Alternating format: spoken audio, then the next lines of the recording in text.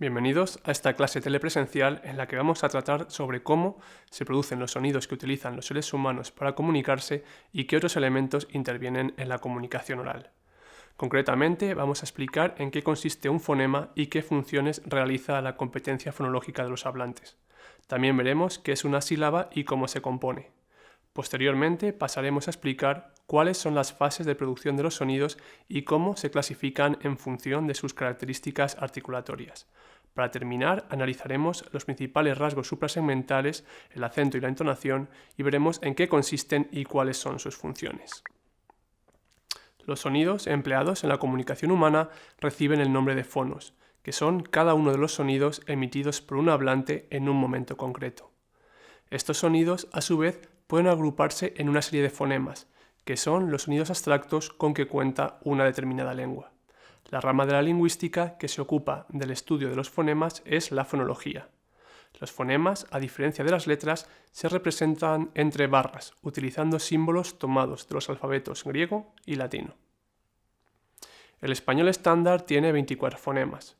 Es uno de los sistemas fonológicos más económicos del mundo, pues lo habitual es que las lenguas tengan en torno a 45 fonemas, como en inglés, por ejemplo. Otras lenguas, no obstante, como es el caso de algunas lenguas africanas, tienen más de 100 fonemas. Los fonemas no poseen significado propio, pero sí permiten distinguir significados. Por ejemplo, los fonemas P, T y L permiten distinguir las palabras pecho, techo y lecho. El fonema se considera, por lo tanto, la unidad mínima de la lengua diferenciadora de significados. Todos los hablantes de una lengua poseen la competencia en el nivel fonológico. Esta competencia permite a los hablantes no solo diferenciar palabras de pronunciación muy similar, como seda y seta, por ejemplo, sino también reconocer un acento extranjero o variedades dialectales de su propia lengua. La competencia fonológica también permite identificar los sonidos que no forman parte del sistema fonológico del hablante, o bien diferenciar lo que está bien pronunciado de lo que está mal, y también les permite crear nuevas palabras respetando las reglas combinatorias de su lengua materna.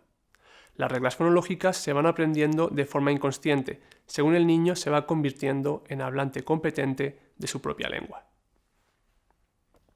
Los fonemas se agrupan en sílabas, compuestas por uno o más fonemas. Las lenguas admiten distintas combinaciones silábicas, desde sílabas de un solo fonema, como en la preposición a del español, a sílabas de 7 fonemas, 6 consonánticos y 1 vocálico, por ejemplo en la palabra inglesa scripts.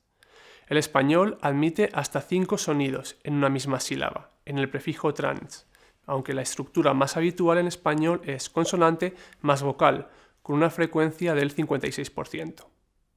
En toda sílaba hay un fonema que actúa como núcleo silábico, normalmente una vocal. Los fonemas que rodean al núcleo se llaman márgenes, ataque si va delante del núcleo y final si va detrás. Por ejemplo, en la palabra mar, la M es el ataque, la vocal A es el núcleo y la R es el final. Cuando una sílaba termina en vocal, es una sílaba abierta o libre. En cambio, cuando termina en consonante, es una sílaba cerrada o trabada. La sílaba abierta es la más habitual en las lenguas del mundo y es la primera que aparece en el habla infantil. Después le siguen las siguientes combinaciones silábicas: consonante más consonante, bien solo vocal o bien la combinación vocal más consonante. Las sílabas se agrupan formando palabras. Las lenguas del mundo también varían en cuanto al número de sílabas de sus palabras. Por ejemplo, en español predominan las palabras bisílabas, es decir, formadas por 2 sílabas, mientras que en inglés son las monosílabas, compuestas por una sola sílaba.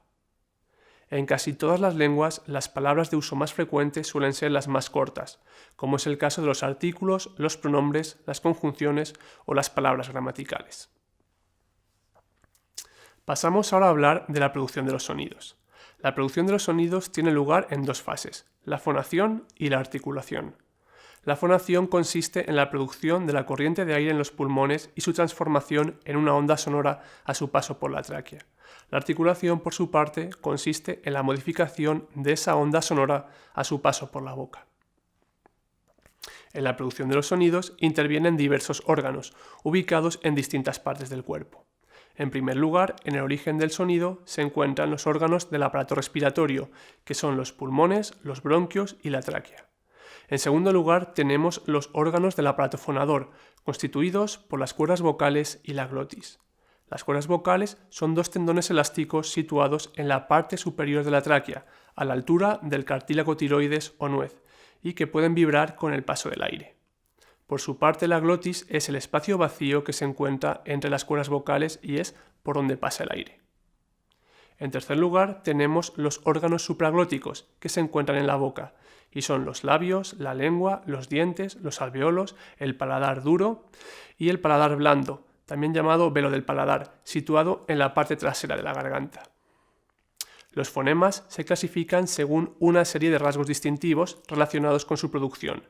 Estos rasgos son el modo de articulación, el punto de articulación, la acción de las cuerdas vocales y la acción del velo del paladar. El modo de articulación se refiere a la posición que mantienen los órganos articulatorios para producir el sonido y a los obstáculos que encuentra el aire al ser expulsado. El punto de articulación, por su parte, hace referencia a los órganos supraglóticos que intervienen en la producción del sonido, o dicho de otra forma, al lugar de la boca en el que se aproximan los órganos para producir el sonido, por lo que también se le denomina lugar de articulación. La acción de las cuerdas vocales se refiere a la vibración o ausencia de vibración de las cuerdas vocales en el momento en el que las atraviesa el aire expulsado por los pulmones. Si las cuerdas vocales vibran, el sonido es sonoro, pero si las cuerdas vocales se mantienen en reposo, el sonido es sordo. Finalmente tenemos la acción del velo del paladar, que se refiere a la posición que mantiene el velo del paladar. Si el velo está adherido a la faringe, el aire solo puede ser expulsado por la boca. Se trata, en este caso, de un sonido oral. En cambio, si el velo del paladar está separado de la faringe, el aire puede salir parcialmente por la nariz, además de por la boca.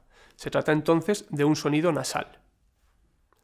En la producción de los sonidos y en la comunicación oral humana también desempeñan un papel fundamental los elementos suprasegmentales, llamados así porque afectan a la vez a más de un fonema. Estos elementos determinan el patrón melódico de las lenguas y son el acento y la entonación. El acento permite distinguir entre palabras tónicas y palabras átonas. Las sílabas tónicas tienen mayor intensidad, un tono más elevado o más duración, o bien una combinación de los tres rasgos. Por ese motivo, si las sílabas tónicas se perciben mejor y más rápidamente, se diferencian así de las átonas. Las lenguas pueden tener dos tipos de acento, fijo y variable. Las lenguas de acento fijo llevan siempre el acento en la misma sílaba. Por ejemplo, en la primera sílaba en el caso del checo, en la penúltima sílaba en el polaco o en la última sílaba en el francés y el turco. En estas lenguas el acento indica los límites entre palabras. Por su parte, las lenguas de acento variable, como el español, pueden tener la sílaba tónica en cualquier lugar de la palabra. En este caso, el acento tiene una función distintiva, ya que permite distinguir palabras, como cántara, cantara y cantará. Según el lugar que ocupe la sílaba tónica, las palabras pueden ser de tres clases: agudas u oxítonas, acentuadas en la última sílaba, como en salud; graves o paroxítonas, acentuadas en la penúltima sílaba, como en mesa; y esdrújulas o proparoxítonas, acentuadas en la antepenúltima sílaba, como en oráculo, o en la anterior, como en recógemelo. En español existen palabras tónicas y palabras átonas. Las palabras que en español siempre llevan una sílaba acentuada son los sustantivos, los adjetivos, los verbos, incluyendo el auxiliar, los adverbios, los pronombres tónicos como yo, tú, él, los pronombres indefinidos como alguno o ningún, los pronombres posesivos como mío, los pronombres demostrativos como este o aquel, los artículos indeterminados, un, una, unos, unas, los numerales, tanto ordinales como cardinales, y las formas interrogativas y exclamativas qué, cuál, quién, dónde, cuándo, cuánto y cómo. Las palabras que en español no llevan acento son los artículos determinados, el, la, los, las, los pronombres átonos como lo, os, los adjetivos posesivos como mi o su, las preposiciones, excepto según, las conjunciones, los términos de tratamiento, don, doña, y el primer elemento de los compuestos y de las palabras compuestas, salvo los adverbios terminados en mente. Por su parte, la entonación permite segmentar, resaltar y dar continuidad prosódica al discurso. Sus principales funciones son, lingüísticamente, permite distinguir enunciados idénticos, como por ejemplo, vendrá mañana y vendrá mañana, con interrogación, o bien delimitarlos. Así, por ejemplo, 2 por 3 más 4 puede dar como resultado 10 o 14 dependiendo de cómo sea su entonación. Pues no es lo mismo decir 2 por 3 más 4 que 2 por 3 más 4. Individualmente, la entonación permite informar sobre la dimensión afectiva del mensaje, es decir, si el hablante quiere transmitir cortesía, mandato, confirmación, exclamación, énfasis, etc. Y por último, socialmente, la entonación permite obtener información sobre el hablante, como su edad, el sexo, el dialecto, su nivel sociocultural, etc. Y hasta aquí hemos visto qué elementos intervienen en la producción oral de los mensajes y cómo son los sonidos de la comunicación oral humana. Espero que les haya resultado interesante y que les apetezca saber más sobre el tema, pues en la próxima teleclase veremos con más detenimiento cuáles son los fonemas del español estándar y cómo se articulan.